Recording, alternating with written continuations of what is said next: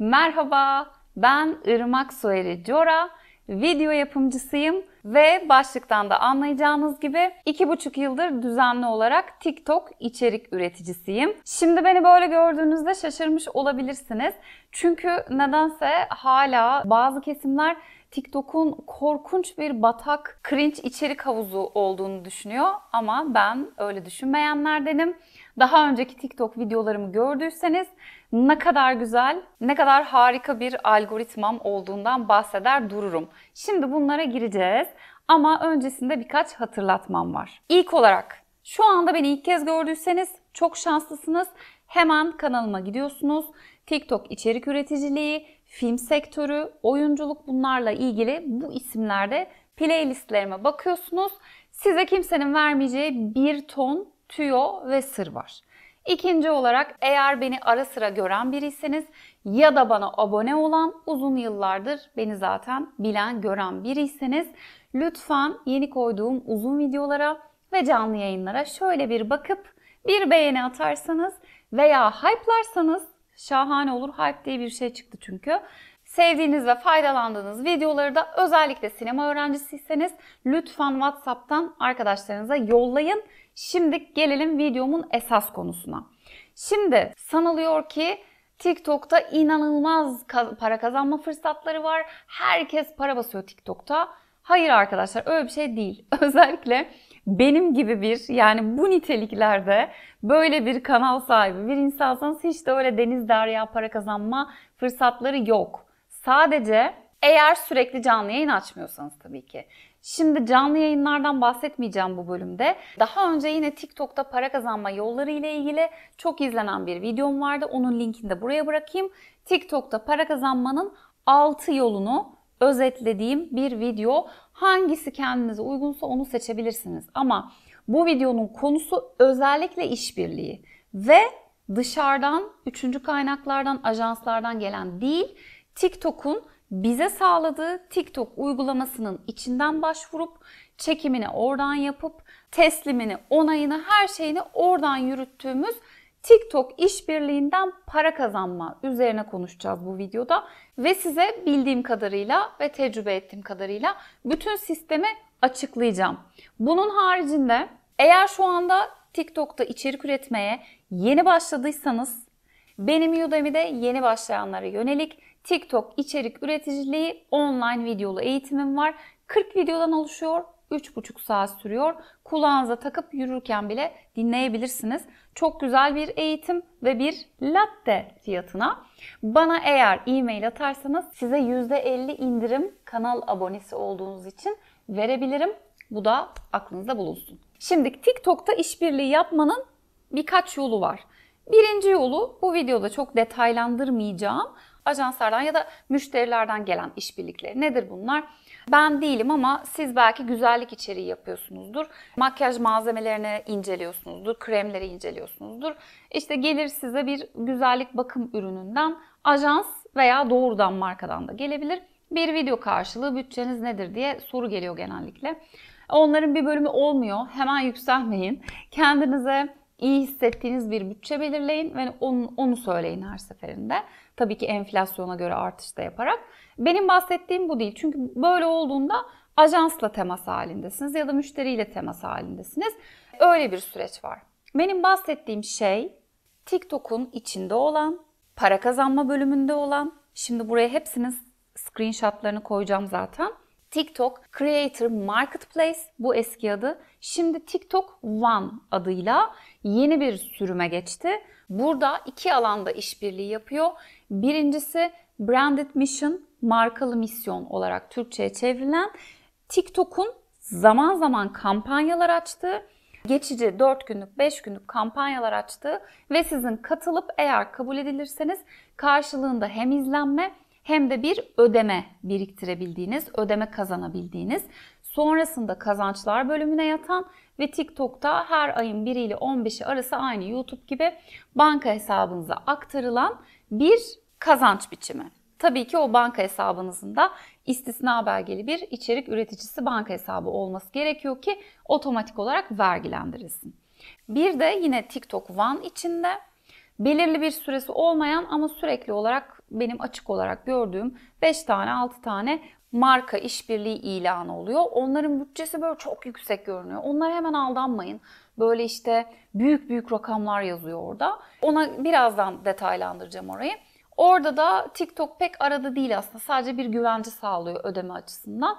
Oradaki koşulları okuyorsun. Marka sana güvenilir gelirse, ki bunların çoğu yurt dışı app, mobil app falan gibi şeyler, mobil uygulama, işte mobil yazılım gibi Türkiye'de olmayan global şeyler biliyor. Onlar bana pek güven vermiyor.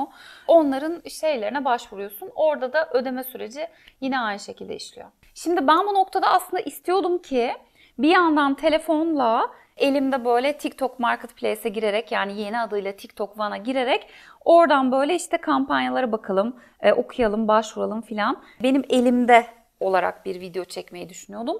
Ama sonra dedim ki benim bayağı uzun anlatacak şeyim var. Bunları ben screenshot koyarım diye düşündüm. Şimdi ben bir yandan konuşurken bir yandan da screenshotları göreceksiniz. Bu video bittikten sonra başvurmak istediğiniz bir kampanya, bir marka işbirliği varsa videomu açın. Oralardan screenshot alıp büyütün ya da işte izlerken büyütün. O şekilde bakabilirsiniz. Ayrıca bu video bittiğinde bir tane de kendim elimde screen recording alacağım ve bunun üzerine de voiceover, seslendirme yapacağım. Videonun en sonuna gidip orada da böyle minik 1 dakikalık bir rehber gibi bir şey bulunsun istiyorum. Çünkü içerik üreticisi arkadaşlarım da soruyorlar bana. Mesaj atıp soruyorlar. Ve böyle uzun uzun yazıyla cevap vermek gerçekten çok zor. Videomu onlara atıp bak şu saniyeler arasında izle demeyi de planlıyorum. Şimdi bu noktada elime bir telefon case'i aldım ve bunu telefonmuş gibi faydalanmayı düşünüyorum bundan. Şimdi tek tek başlayalım. İlk önce en kolayı şu. Ama şu anda bu videoyu çektiğim sabah baktım hiçbir kampanya da yok ayrıca. Hani bunu kamerayla telefonu çeksem diye düşündüm. Kampanya yok yani başvuracak. O yüzden eskiden aldığım screenshotları buraya koyarak anlatacağım. Şimdi güncel versiyonunu anlatıyorum. TikTok'ta eğer 10.000 takipçiyi geçtiyseniz bazen daha az takipçide de olabiliyor. Kriterler dönem dönem güncelleniyor. Benim bu videoyu çektiğim dönem 2025'in Haziran ayının sonlarına doğru. TikTok One'a giriyorsunuz. İlk önce burada bir kullanıcı profiliniz var, tamam mı? İçerik üreticisi profiliniz var. Bu profildeki gerekli bilgileri dolduruyorsunuz. Basit basit şeyler zaten. Telefondu, oydu, buydu, işte içerik türündü filan. Sonra benzer içeriklerinden bir portfolyo oluşturuyorsun. Orada sana 10 videoluk ya da 12 videoluk bir şey veriyor, alan veriyor. En sevdiğin ya da işbirliğine en uygun olduğunu düşündüğün videolarından veya bazıları en çok izlenen videolarını da tercih edebilir. Onları oraya koyuyorsun. Bir profilini bir eksiksiz tamamlıyorsun. Tamam mı? Bu bittikten sonra markalı misyon, branded mission bölümü var. Para kazanmaya tıkladığınızda markalı misyon, branded mission. Bu herkes için geçerli ve en kolayı da bence bu. O yüzden bundan başladım. Buraya tıklıyorsunuz.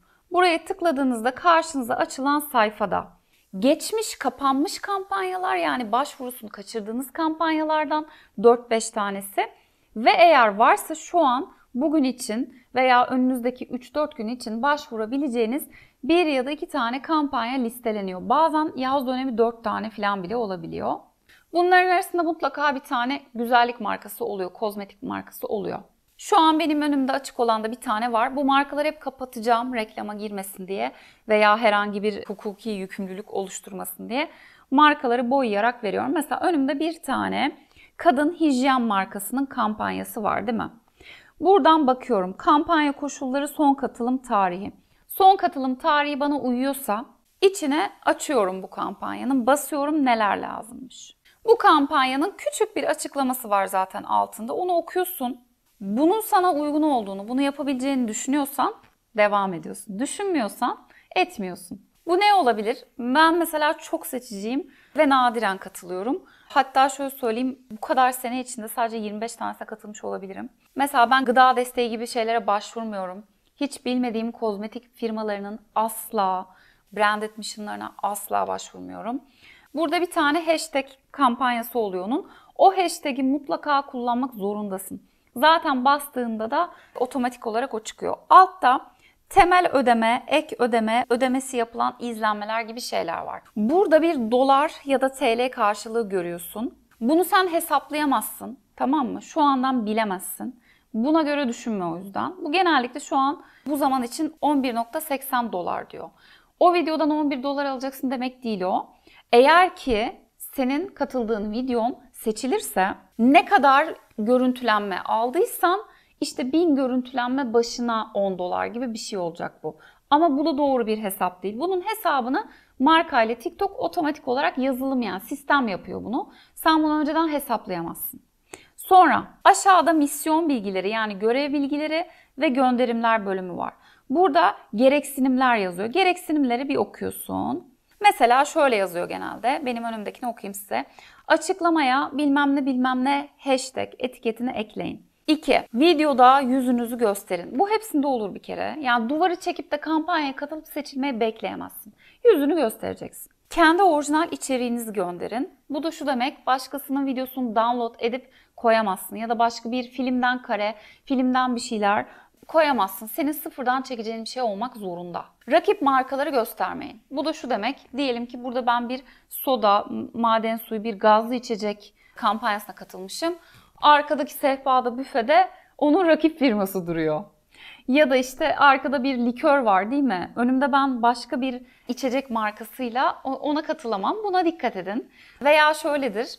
Elimde şu an bir Android telefon vardır ama ben iOS bir cihaz kullanıyorumdur. Ya da şu an macOS bir cihaz vardır önümde. Ama Android bir bilgisayarın markalı misyonuna, branded mission'ına katılmışımdır. Bu doğrudan elenmesine sebep olur videonuzun. Bu tür hataları yapmayın demek. Videodaki kişilerin en az 18 yaşında olması veya bir yetişkinin refakatinde olması gerekir. Bu da şu demek, eğer 18 yaşından küçükseniz videoda anneniz babanız filan da olmalı gibi bir şey anlıyorum ben. Bu konuda bana güvenmeyin ama. Video oluşturmak için ipuçları. Markanın renklerini giy ve şunu yap. Tamam mı? Markanın renklerini giydir şu demek. Örneğin burada benim önümde açık olan markanın renkleri beyaz ve kırmızı. Beyaz giyerseniz daha iyi, kırmızı da giyebilirsiniz. Ama tutup da mor giyemezsiniz. Çünkü mor rakip firmanın rengi. Ya da benim daha önce onaylanan bir işbirliğim olmuştu. Bu size gösterdiğim marka onaylanan bir işbirliği değil. O yüzden bu şekilde gösteriyorum. Daha önce onaylanan bir markalı işbirliğim olmuştu. Onun renkleri de koyu mavi ve beyazdı. Ben ona beyazla katılmıştım. Onaylanmıştı. Ama kırmızıyla katılsaydım o rakibinin rengiydi. Olmazdı büyük ihtimalle. Burada yapman gereken şey yazıyor. Bazısında diyor ki git marketten şu ürünü al ve bununla çek diyor videonu. Yeni bir ürün çıkarmış. Mesela bunu içecekler genellikle çok yapıyorlar. Ya da işte kremler çok yapıyorlar. O yeni ürünü tanıtmak için gidiyorsun marketten ürün alıp çekiyorsun. Ben buna üşeniyorum. Bir de şimdi kabul edilmezse falan onun şeyiyle uğraştım, koydusuyla falan.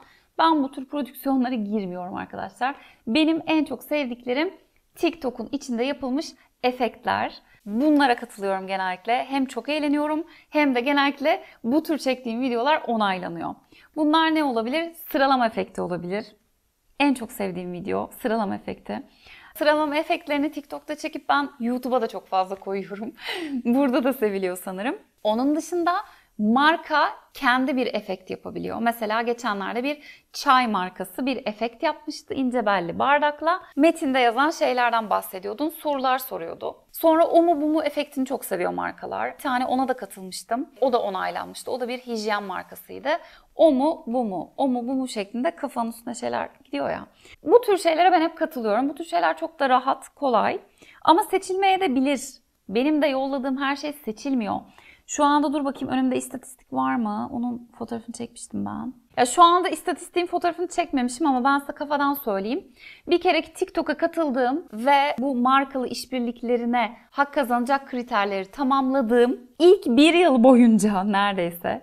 Yani abartmayayım bir yıl olmayabilir ama katıldığım şeylerin hepsi neredeyse reddedildi. Yani ben 30 projeye falan başvurduysam ya bunların 8'i 9'u anca olmuştur öyle söyleyeyim. Çünkü bunları bilmiyordum. Bunları bana anlatan hiç kimse yoktu. Bunları anlatan hiçbir YouTube videosu yoktu, TikTok videosu yoktu. Çok şanslısınız ki şu an ben size anlatıyorum işte koşullarını. Ben bakıyordum öyle, para kazanılacakmış diyordum. Giriyordum işte projeye. Diyelim ki dondurma markası. Gidiyordum marketten alıyordum. Ama hiç oradaki kurallara uygun davranmamışım mesela. Diyor ki mutlaka kampanya müziğini sonuna kadar açın diyor. Ben müziği kullanmamışım ya da kısmışım bilmem ne. Öyle yemişim dondurma. Bu güzel değil falan.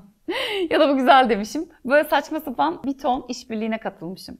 Ondan sonra mesela bir tane caz festivali şeyine katılıyordum. Hep reddediliyordu. Çünkü orada konuşmaman gerekiyormuş. Sadece efekti yapman gerekiyormuş ve müziği sonuna kadar köklemen gerekiyormuş. Böyle benim çok reddedildi. Sizin de reddedilebilir, üzülmeyin. Bütün kampanya koşullarına doğru olarak başvursanız dahi, teknik olarak hiçbir hatanız olmasa dahi o gün marka sizin videonuzu seçmeyebilir, kullanmak istemeyebilir. Bu normal bir şey. Lütfen kendinizi başarısız ya da çirkin ya da kötü hissetmeyin. Şu an mesela benim en son başvurduğum hijyen markası aslında güzel bir video çektiğimi düşünüyorum ama reddetmiş. Olabilir. Benim yaş grubum onun hedef kitlesine hitap etmiyordur. Benim yaşım TikTok'a göre çok daha büyük kalıyor aslında. Ya da basitçe çok daha güzel videolar seçmiştir. Benimkine yer kalmamıştır. Lütfen kendinizi kötü hissetmeyin. Başvurmaya devam edin. Ama tükenecek kadar artık içeriğinize, konseptinize, izleyenlerinize kel alaka kalacak şeylere de başvurmayın yani. Hani ben burada kendinizi başarısız hissetmeyin mutlaka çoğuna başvurun derken belli bir seçiciliğinizin olduğunu varsayarak bunu söylüyorum. Ben çok fazla seçiciyim. Benim kadar seçici olmayın ki azıcık para kazanın. Gençsinizdir yani bunu izliyorsanız. Paraya ihtiyacınız vardır ki benim de var. Ama ben birçok sebepten ötürü çok seçici davranıyorum. O yüzden de böyle dışarıda gördüğünüz gibi az çok da bir kitlesi ve 1,5 milyon, 3 milyonlara kadar izlenmeleri yakalayabilen bir içerik üreticisi olmama rağmen düzenli olarak TikTok'ta canlı yayın açmadığım için, o enerji beni tükettiği için ve böyle inanılmaz çok sayıda işbirliği almadığım için gördüğünüz influencerlar gibi böyle internetten çok para kazanan bir insan değilim. Buradan işbirliklerinden gelen para benim için ancak harçlık olabilecek nitelikte. Herkese de öyle sanmayın. Öyle işte markalı çantalar açanlar, en pahalı otellerde kalanlar, oralar buralar. Bunlar işbirliğinden ya da canlı yayından bavullar dolusu para kazanan insanlar değil. Fake yapıyorlar, sahte, mış gibi gösteriyorlar. O paraları başka yollarla kazanıyorlar. Temiz yollardır veya değildir bilmiyorum ama kamera önünde bu böyle göstererek gelecek işbirliklerine de çok yüksek fiyat çekeceklerini düşünüyorlar. Ya da öyle bir şey yaratıyorlar yani öyle bir persona yaratıyorlar. Böyle bir dünya bana göre değil. Herkesin de bu kadar eşek yüküyle para kazandığını zannetmeyin. Evet bazıları çok fazla kazanıyor. Instagram fenomenleri. TikTok'ta her gün canlı yayın açan, nefesi tükenmeyen. Bak ben burada 2 video çektim. Nefesim tükendi. Haftada bir YouTube'da canlı yayın açıyorum. 1,5 saat kalıyorum. Tamamdır benim yaşam enerjim tükeniyor. Ama tükenmeyen her gün canlı yayın açan insanlar güzel paralar kazanıyorlar. Maaşlı işlerini bırakabilecek derecede paralar kazanabiliyorlar. Bu doğru. Ama siz böyle şeyler yapacağım diye kendinizi tüketmeyin. Tükenmişlik sendromuna girersiniz. Oradan kazandığınız bütün parayı gidersiniz, psikoloğa verirsiniz, psikiyatra verirsiniz. Gerek yok. Kendinizi tüketmeyin. Evet ben yine çok dağıldım. Lafın ucunu çok kaçırdım. Hemen toparlanıyorum. Geri dönüyorum marka işbirliklerimize. Varsayalım ki buradan bir branded mission, markalı misyona başvurdunuz. Videoyu yolladınız ve kabul edildi. Bu arada çok önemli bir şey. Videoyu çekip kafanıza göre yollamıyorsunuz. Bakın burada branded mission sayfasında kabul et ve katıl butonu var kırmızı. Kabul et ve katıla basıp videoyu oradan çekmek zorundasınız. Yoksa kabul edilmez. Bu hatayı da ben çokça yaptım. Film rulosundan videoyu çektim, editledim. Bu hashtagle yayınladım. Sanıyorum ki katıldım. Hayır, katılmamışım. Öyle kaç tanesi heba oldu. Ondan sonra videoyu editleyemiyorsun. Ne yazık ki. O yüzden defalarca çekmek zorundasın. Her seferinde de buradaki kabul et ve katıla basmak zorundasın.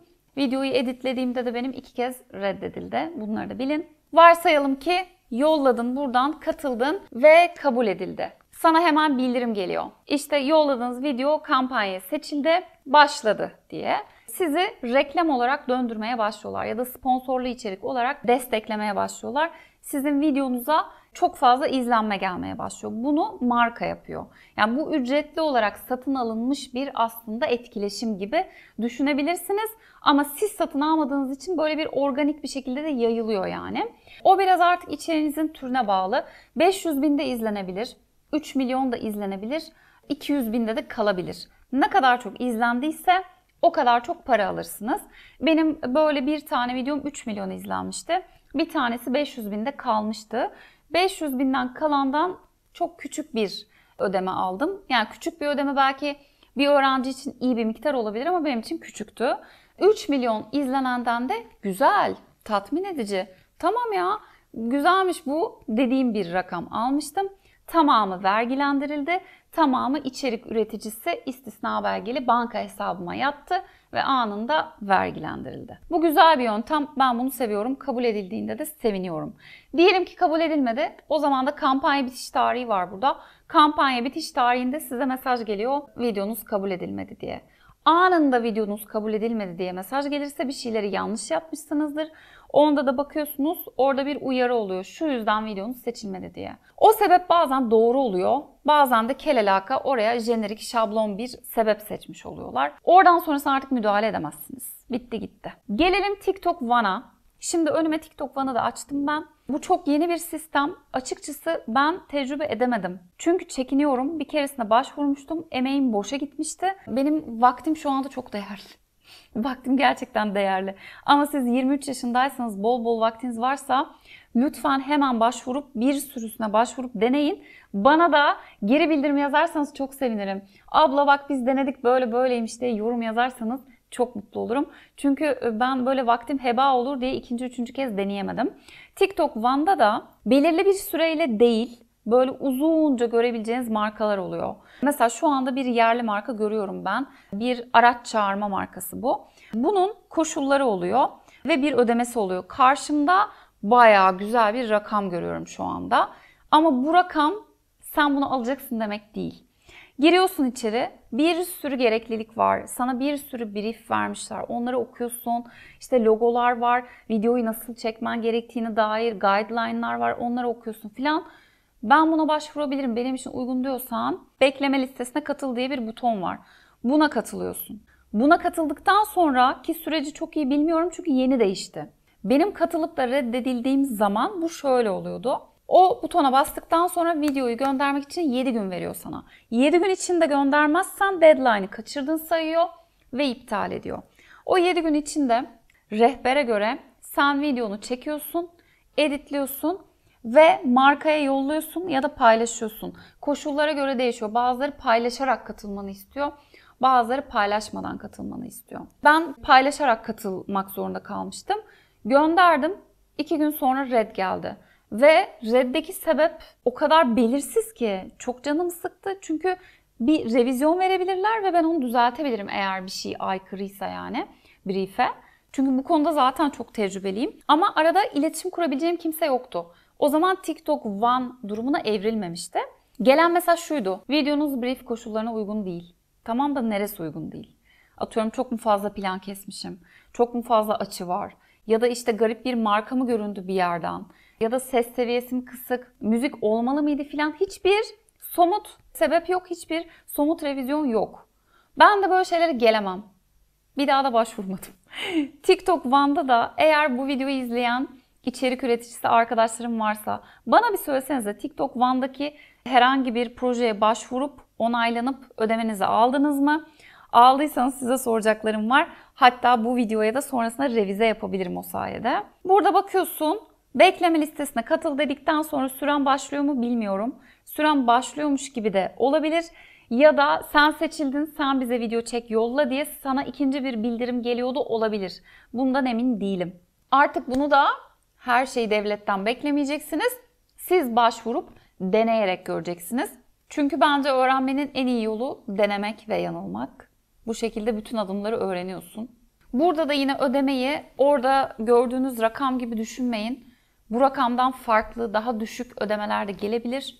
Deneyimlemek gerekiyor. Şu anda bilmiyorum. TikTok One, eski adıyla da TikTok Creator Marketplace aracılığıyla bu iki şekilde işbirliği yapıp para kazanılabilir. Bu videonun sonunda ekran kaydını koyacağım.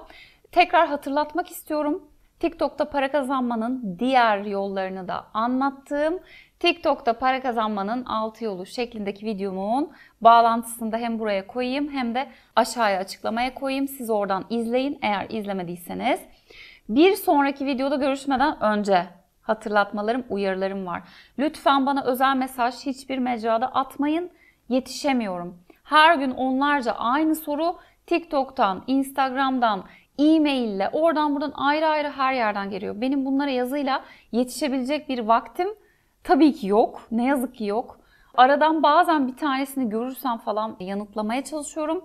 Ama bu videonun altına yorum yazdığınızda benim cevaplamama ihtimalim yok düzgün bir soruysa ya da 50 kere aynı şeye cevap vermediysem mutlaka cevaplıyorum. 100 tane yorumun 90'ını giriyorum buradan bilgisayardan cevaplıyorum. O yüzden yorum yazacaksınız. Özel mesaj falan değil. Sonra TikTok içerik üreticiliği ile ilgili online danışmanlık da veriyorum. Tek 1 saatlik online görüşme veya 1 aylık danışmanlık şeklinde de paketlerim var. Bana e-mail atarak bunlarla ilgili bilgi isteyebilirsiniz. Online videolu kursumun linkini de yine açıklamaya da koyacağım. Buraya da koyarım belki. Sanırım her şeyi söyledim. Bu videoyu kapatabilirim. Unutmayın, her hafta bir gün YouTube'da canlı yayın yapıyorum. Bir teması oluyor. Benimle canlı olarak temas kurmak istiyorsanız, sorularınızı sormak istiyorsanız chat'e beklerim. Hangi gün canlı yayın yapacağımın da duyurusunu mutlaka topluluk bölümünde yapıyorum. Oradan da bakabilirsiniz. Bu videoyu da kapatalım. Bir sonraki videoda görüşmek üzere.